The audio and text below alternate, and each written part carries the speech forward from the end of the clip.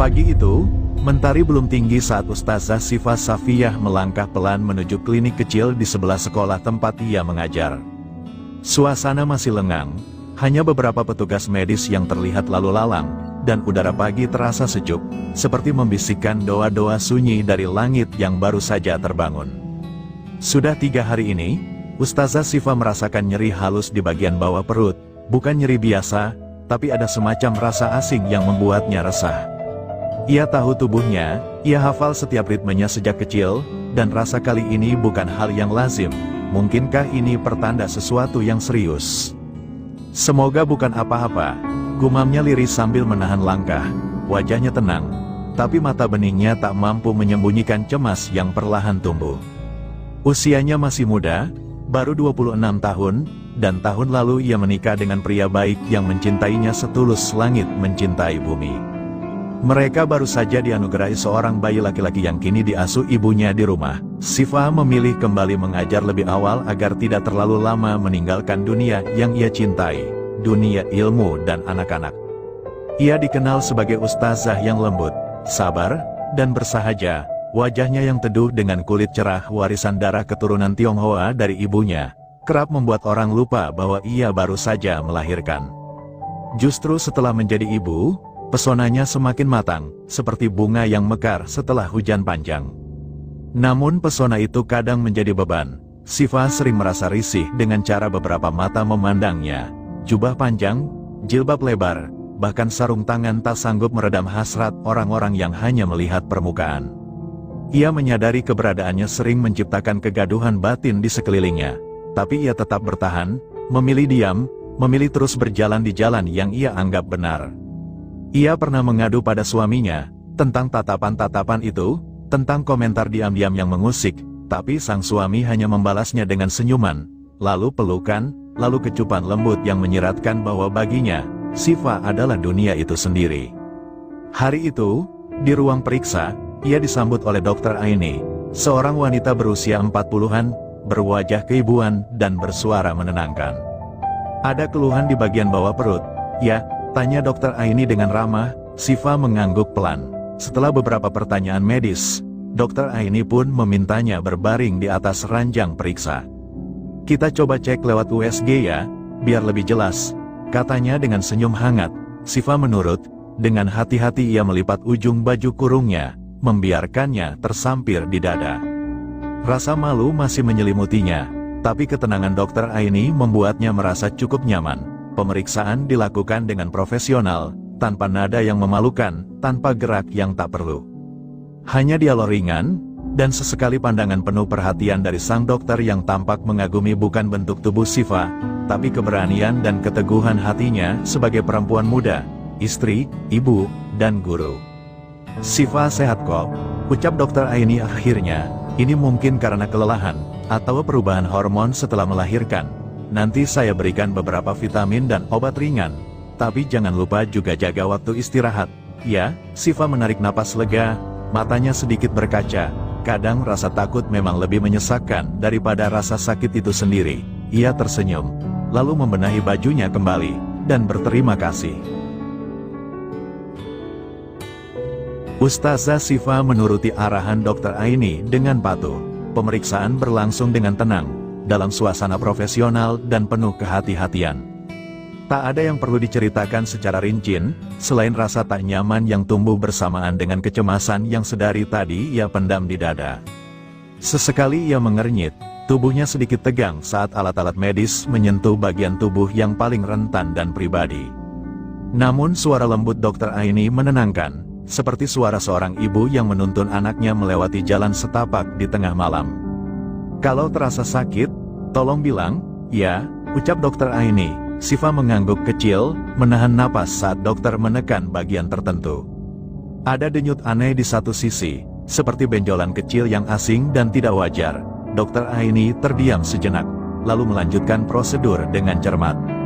Setelah itu ia melakukan USG, mencatat hasil pemeriksaan dengan wajah sedikit berubah.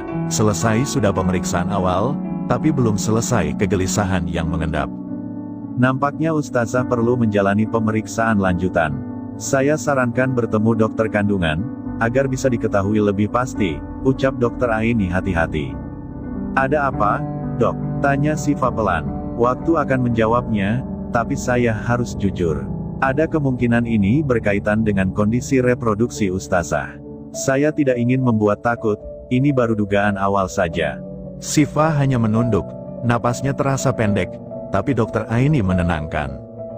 Jangan terlalu cemas dulu, bisa jadi itu hanya pembengkakan ringan atau infeksi biasa. Tapi lebih baik kita tangani lebih awal, lanjut Dokter Aini dengan nada menenangkan. Baik, dok, terima kasih, ucap Siva, suaranya hampir tak terdengar. Ia pamit sambil menyeka sudut matanya, lalu berjalan keluar dengan langkah pelan. Dari layar ponselnya, ia mengabarkan pada Ustazah Rina bahwa hari ini ia tak bisa mengajar karena kurang sehat. Beberapa menit kemudian, seorang perawat memanggil namanya. Ia diminta kembali masuk, kali ini ke ruang pemeriksaan lanjutan yang terletak agak di ujung lorong, bersebelahan dengan ruang bersalin. Ruang itu lebih sunyi, dengan tirai berwarna pastel dan aroma antiseptik yang menyeruak halus. Siva membuka pintu dengan pelan, dan hatinya langsung tergetar ketika melihat siapa yang menunggunya di dalam. Bukan dokter perempuan seperti yang ia duga, melainkan seorang pria, seorang dokter kandungan senior, barangkali usianya mendekati 50 tahun. Rambutnya sebagian telah memutih, namun tertata rapi, wajahnya tenang, dengan sorot mata penuh empati. Silakan duduk, Ibu Siva, ucapnya lembut. Siva ragu sejenak. Dalam batinnya bergolak perasaan malu dan khawatir. Sebagai perempuan yang menjunjung nilai-nilai kesucian, ia tak pernah membayangkan akan diperiksa oleh dokter pria dalam kondisi seperti ini. Namun setelah menarik napas panjang, ia mengangguk dan duduk perlahan, mencoba menenangkan diri. Saya Dokter Anwar, sudah diberi penjelasan oleh Dokter Aini tadi. Sedikit, dok, tapi saya belum tahu persisnya, jawab Siva. Baik, kita akan lanjutkan pemeriksaan, tentu dengan tetap menjaga kenyamanan dan privasi ibu. Jika ibu merasa tidak nyaman, kapanpun bisa dihentikan, katanya dengan penuh pengertian. Ustazah Siva kembali mengangguk, kali ini dengan sedikit keberanian. Dalam hatinya, ia berdoa diam-diam, semoga ini bukan awal dari musibah yang lebih besar, dan semoga dirinya diberi kekuatan. Dalam ruang pemeriksaan yang sepi itu, waktu seperti berhenti berdetak. Ustazah Siva duduk diam, dengan wajah memucat, sementara Dokter Anwar memeriksa catatan hasil observasi awal. Ada kekhawatiran dalam sorot mata sang dokter, bukan sekadar kekhawatiran medis, tapi lebih dalam dari itu, semacam kegetiran yang tak bisa diungkapkan dengan kata-kata. Dari respons tubuh Ustazah tadi, ujar Dokter Anwar perlahan, sepertinya ada reaksi yang tidak lazim. Biasanya, rasa nyeri di bagian bawah perut tidak disertai respons fisik seperti itu. Saya ingin memastikan, apakah ada trauma atau faktor lain yang mungkin memicu reaksi tersebut. Siva terdiam. Pertanyaan itu seperti cermin yang memantulkan rasa malu, rasa bersalah, dan rasa takut yang selama ini ia pendam. Ia menunduk, tidak tahu harus menjawab apa. Tubuhnya memang bereaksi, tapi bukan karena hasrat, melainkan karena rasa sakit, rasa panik, dan suasana yang membuatnya sangat rapuh sebagai seorang perempuan. Perlahan, ia menyentuh dadanya yang berdebar kencang. Di balik jilbab dan pakaian panjangnya, tubuh itu bukan hanya raga, tapi sejarah yang menyimpan banyak luka dan harapan. Ia merasa seperti boneka porselen yang retak, masih utuh di luar, tapi hampir hancur di dalam. Dokter Anwar melihat wajahnya yang mulai memerah karena menahan air mata. Ustazah, kalau Ustazah keberatan, kita bisa hentikan pemeriksaan sekarang. Saya tidak ingin membuat ibu merasa tertekan, katanya dengan suara tenang. Siva menggeleng. Lanjutkan saja, dok, saya hanya sedikit kaget, balas Siva. Saat Dokter Anwar meminta izin memeriksa bagian atas perutnya, Siva dengan perlahan membuka beberapa kancing baju bagian atas. Gerakannya pelan, seperti menahan rasa malu yang menggumpal, tapi juga karena nyeri di bagian perut bawah mulai menusuk lebih kuat. Tangan Dokter Anwar bergerak hati-hati, tidak menyentuh sembarangan, hanya memeriksa sesuai prosedur medis. Namun, dalam salah satu gerakan, tangannya tanpa sengaja menyentuh bagian samping dadanya. Ia segera menarik tangan dan menunduk hormat. Maafkan saya, Ustazah, itu tidak sengaja, ucapnya tulus. Siva hanya mengangguk kecil, Tidak ada kemarahan, hanya kepasrahan yang bercampur getir.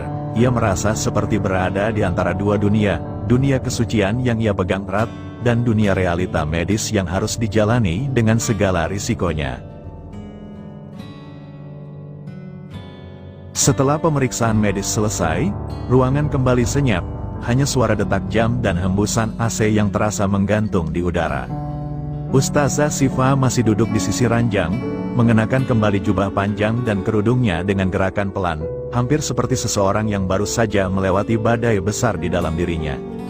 Dr. Anwar, yang sejak tadi menjaga jarak dan sikap, kini hanya berdiri tak jauh dari pintu, mencoba menghindari tatapan langsung, tapi jelas terlihat ada kegundahan yang menyelimuti raut wajahnya. Mungkin, sebaiknya Ustazah tidak sendirian menghadapi ini, ucapnya pelan, nyaris seperti gumaman.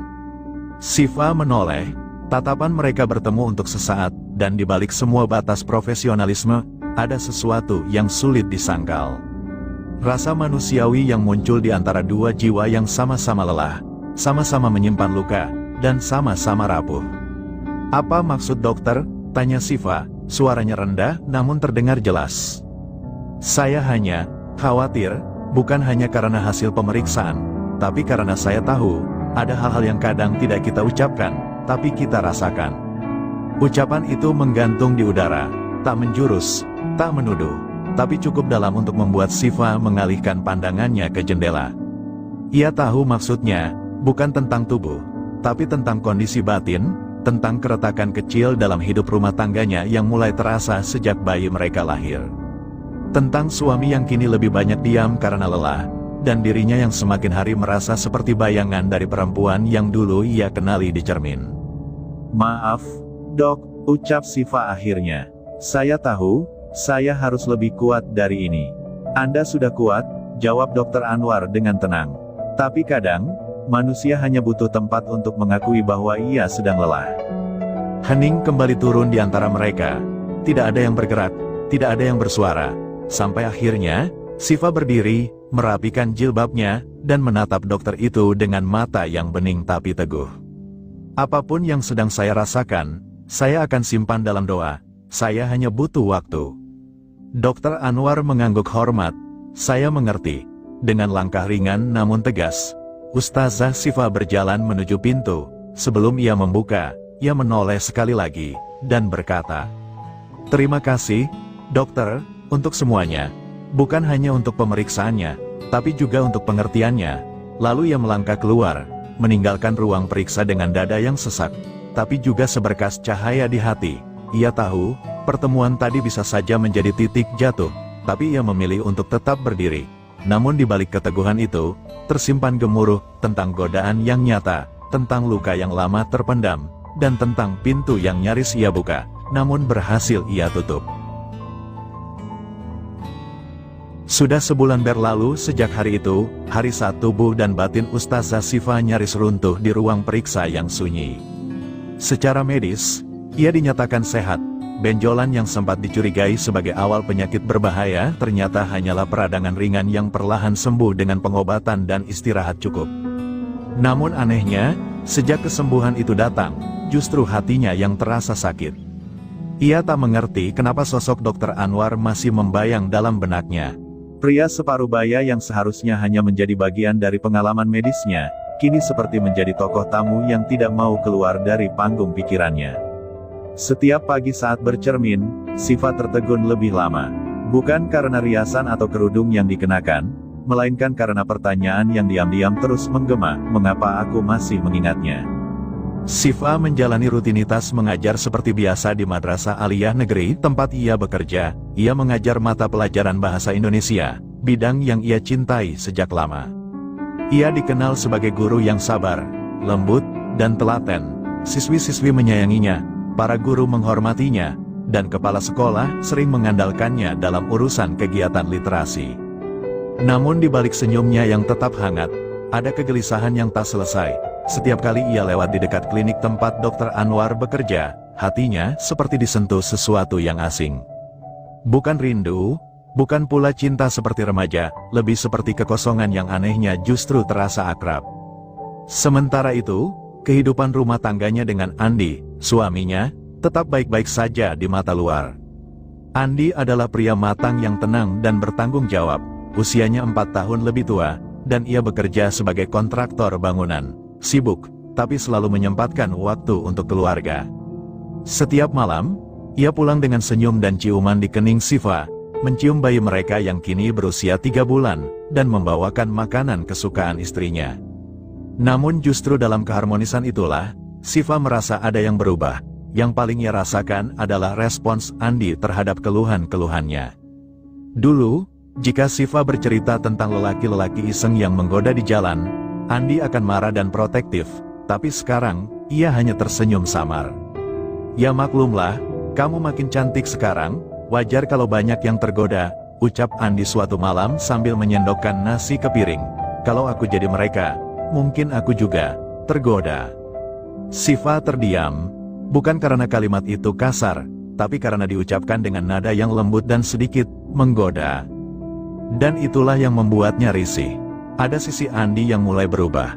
Bukan karena kurang cinta, melainkan seperti menyukai ketika Shiva menjadi objek pujaan mata lelaki lain.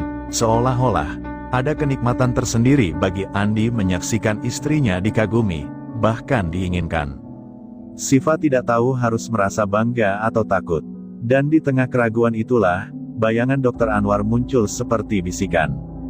Pria itu tidak pernah mengatakan hal-hal manis, tidak pernah memujinya, tapi dalam satu tatap mata dan satu percakapan sunyi, ia merasa dilihat. Dilihat sebagai perempuan yang terluka dan butuh dimengerti, bukan sebagai istri, bukan sebagai ibu, bukan sebagai guru, hanya sebagai Shiva. Seorang perempuan yang mencoba tetap kuat, namun diam-diam lelah.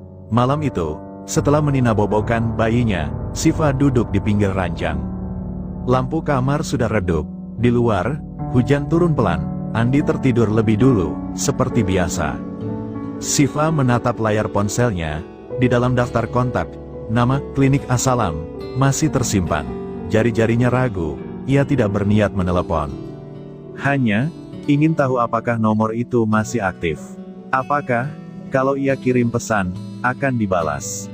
Ia menghapus pikirannya cepat-cepat, menaruh ponsel, lalu memeluk kedua lututnya. Ya Allah, jaga hatiku. Jangan biarkan aku jatuh ke dalam jurang yang tidak bisa kuperbaiki.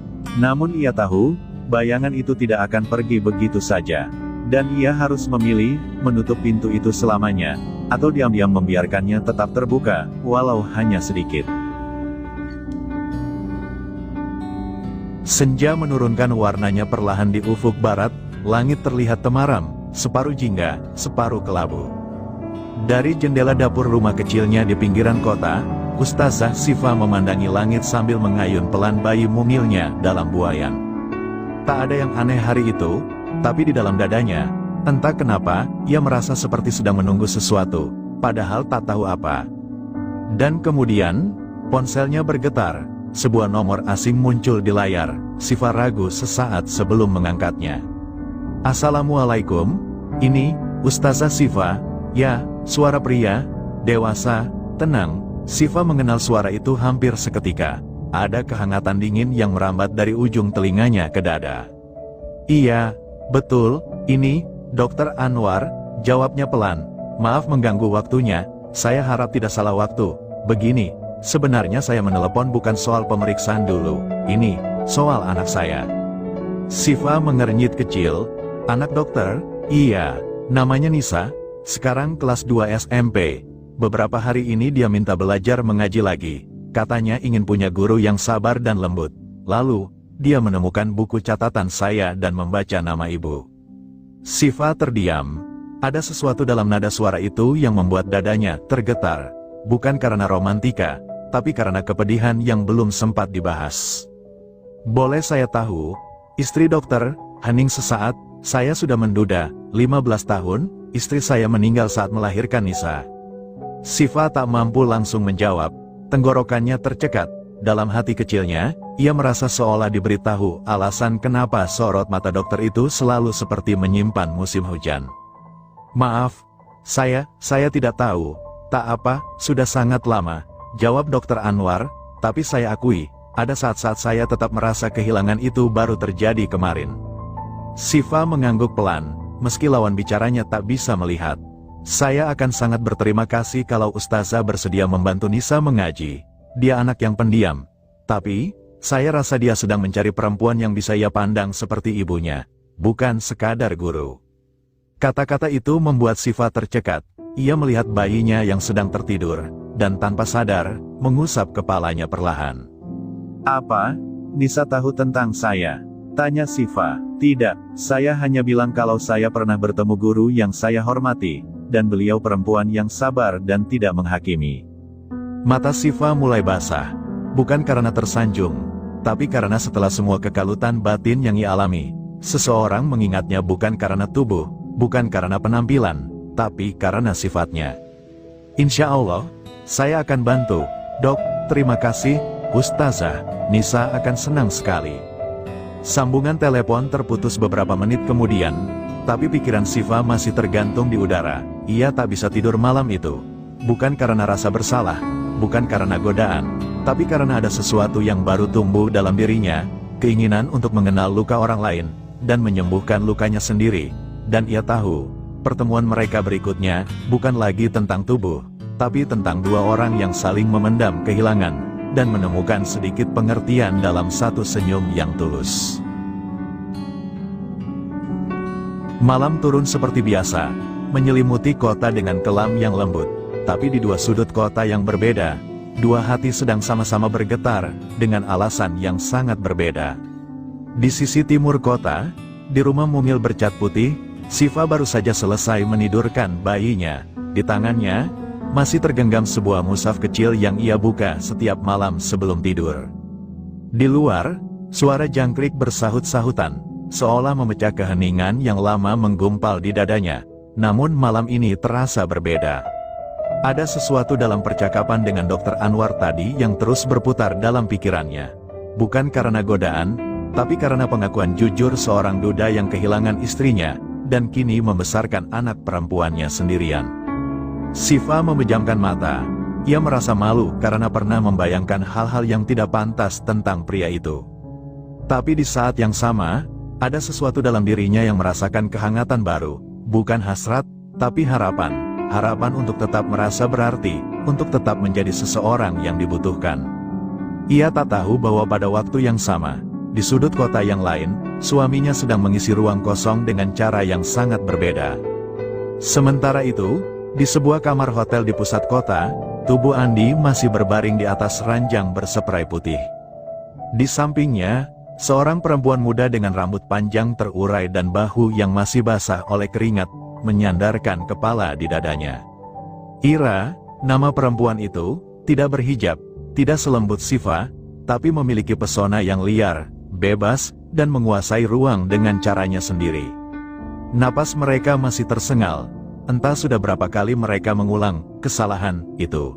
Tapi malam ini, Ira tidak ingin sekadar jadi selingan. "Kamu jangan bohong ya, Mas Andi," bisik Ira pelan sambil mengelus dadanya yang berbulu tipis. "Aku ngasih kamu seperti ini karena aku sayang, dan kamu janji akan nikahin aku." Andi diam sesaat, lalu menarik selimut lebih tinggi, menutupi tubuh mereka. "Iya, sayang, aku pasti nikahin kamu. Tapi kamu juga harus segera cerai dari suamimu, biar kita bisa mulai hidup baru, tanpa rahasia, tanpa rasa bersalah." Ira tersenyum puas. "Meski samar, kamu yakin ninggalin istri kamu yang itu?" Andi menatap langit-langit kamar, matanya kosong, ia tidak menjawab. Di balik kebohongannya, ada rasa takut, bukan karena kehilangan Siva, tapi karena terlalu banyak yang harus dikorbankan jika memilih jalan yang salah terlalu lama. Dan malam itu, tanpa saling tahu, suami istri itu tidur di dua ranjang berbeda, dalam pelukan dua kenyataan yang sama-sama rumit. Siva, dengan mushaf di dada, tertidur sambil membawa doa-doa yang belum sempat ia ucapkan. Dan Andi, di ranjang hotel yang hangat tapi hampa, tertidur dalam dekapan wanita yang bukan istrinya, sementara hatinya mulai dihantui oleh dosa yang makin sulit dibenarkan. Rumah Dr. Anwar terletak di ujung gang kecil yang sepi dan bersih. Dindingnya putih gading dengan pekarangan mungil berisi tanaman obat. Aroma daun sirih dan air rebusan jahe dari dapur samar-samar menyeruak saat Siva berdiri di depan pagar. Ia menatap rumah itu dalam diam. Hatinya berdebar, bukan karena takut, tapi karena ia tidak tahu bagaimana harus bersikap. Ada rasa canggung, malu, dan entah kenapa, kehangatan yang ganjil. Astagfirullah, ngapain juga aku deg-degan gini, gumamnya dalam hati sambil membenarkan jilbab. Begitu pintu dibuka, muncullah seorang anak perempuan usia 15-an, wajahnya manis, agak pucat, dengan mata sayu yang seperti menyimpan banyak tanya. "Nisa," sapa Siva lembut. Gadis itu tersenyum sopan. "Iya, Bu, ayo masuk, ayah sedang di dalam." Siva melangkah pelan ke dalam rumah. Suasana rumah Dr. Anwar berbeda dari yang ia bayangkan. Tidak megah, tapi rapi dan tenang. Heningnya tidak dingin, justru seperti rumah yang menyimpan doa-doa lama yang belum selesai dikabulkan. Ruang tamunya sederhana, rak buku tua, beberapa foto hitam putih, dan aroma kopi yang menyatu dengan kayu tua. Di sudut ruangan ada lukisan cat air, seorang perempuan dengan wajah lembut, mengenakan kerudung putih, tersenyum ke arah bayi dalam gendongannya. Siva tercekat, ia tak sempat bertanya ketika dari dapur muncul seorang wanita tua berkerudung coklat. Langkahnya pelan tapi tegas. Saat matanya menangkap wajah Siva, ia terdiam lama. Wajah keriputnya tiba-tiba berguncang, bibirnya bergetar, dan tanpa sadar ia menjatuhkan lap kain yang tadi dibawanya. "Ya Allah, Gusti Allah, astagfirullah." Siva kaget. "Maaf, saya Ustazah Siva, guru ngaji." Tapi si wanita tua, yang belakangan diketahui bernama Mbok Sitem, justru mendekat dengan mata berkaca-kaca. Tangannya gemetar saat menyentuh lengan Siva, seolah tak percaya. "Duk, wajahmu, persis ibunya Nisa, persis Bu Raras dulu." Ruangan mendadak hening. Dr. Anwar yang baru keluar dari kamar langsung menghampiri dan menenangkan Mbok Sitem. "Bo, pelan-pelan, ini memang Ustazah Siva, guru Nisa, bukan Raras." Mbok Sitem mengangguk, tapi air matanya tak terbendung. "Maafkan saya, Nduk, tapi sampean, sungguh seperti arwah istri dokter. Lirikanmu, senyummu, bahkan suara sampean, saya ngasuh Bu Raras sejak nikah sampai meninggal. Gusti Allah seperti nunjukkan saya sesuatu hari ini." Siva tak tahu harus berkata apa. Di antara keharuan Mbok Sitem dan tatapan teduh Dr. Anwar, hatinya terasa sesak. Ia menoleh ke arah Nisa, yang dari tadi hanya memandanginya tanpa suara. Anak itu lalu berkata pelan, "Ibu, mirip seperti ibu di foto." Seketika, hati Siva seperti diiris. Ia ingin memeluk anak itu. Tapi ia tahu, belum waktunya. Ia bukan siapa-siapa. Ia hanya guru mengaji, bukan pengganti siapapun. Tapi di sudut hatinya yang paling diam, muncul satu pikiran nakal yang membuat pipinya memanas. Kalau aku pura-pura sakit lagi, mungkin aku bisa lebih sering ke sini. Dan ia langsung istighfar dalam hati. Namun ia tahu, pintu takdir sepertinya baru saja terbuka sedikit demi sedikit. Malam itu hujan turun pelan-pelan, seolah ingin memperpanjang waktu di rumah sederhana keluarga Anwar. Setelah sesi belajar mengaji selesai, Siva diajak makan malam bersama. Awalnya ia menolak, tapi tatapan Nisa, yang jarang berbinar seperti itu, membuatnya luluh. Kalau Ustazah pulang sekarang, Nisa pasti makan sambil manyun, canda Dr. Anwar dengan senyum tipis. Suasana makan malam sederhana, namun terasa hangat. Hanya ada nasi hangat, tumis sawi, dan telur dadar yang digoreng Mbok Sitem. Tapi tawa Nisa yang pelan dan lirih, membuat semua terasa istimewa. Siva duduk berseberangan dengan Nisa, memperhatikan gadis itu menyendok nasi dengan hati-hati. "Ayah suka masakan Mbok Sitem?" tanya Nisa tiba-tiba. Dr. Anwar tertawa kecil. "Suka, tapi lebih suka kalau yang masak orang baru." Nisa ikut tertawa, dan Siva tersenyum, pipinya merona, sambil mengaduk sisa nasi di piringnya. Ia menyadari sesuatu. Sudah lama ia tidak tertawa selepas ini dalam sebuah meja makan. 1 jam setelahnya, Siva pamit. Langit sudah cerah kembali, jalanan basah, dan aroma tanah menyegarkan. Sebelum pergi, Nisa memeluknya singkat.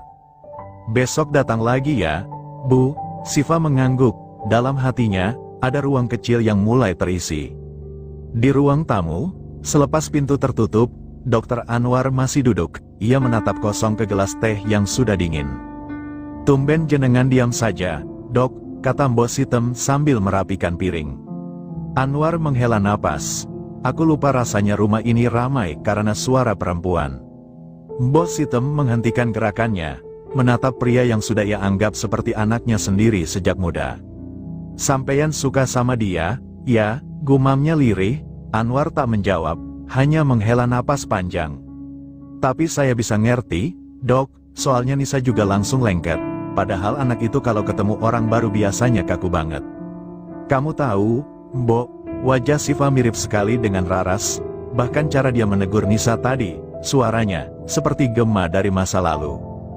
Mbok Sitem mengangguk pelan, lalu menunduk. Tapi sebelum percakapan itu larut lebih jauh, suara pagar terdengar dibuka. Seorang pria muda dengan jaket kulit masuk sambil menyeret koper.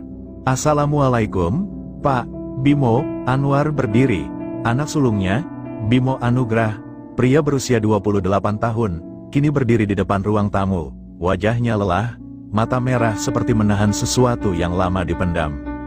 "Maaf, Pak, saya balik ke rumah dulu. Saya butuh tempat untuk diam," ujar Bimo. Mbok Sitem buru-buru menyuguhkan teh hangat. Tapi Bimo hanya meminum seteguk, lalu duduk dengan kedua tangan menutupi wajahnya. "Bimo, kamu kenapa?"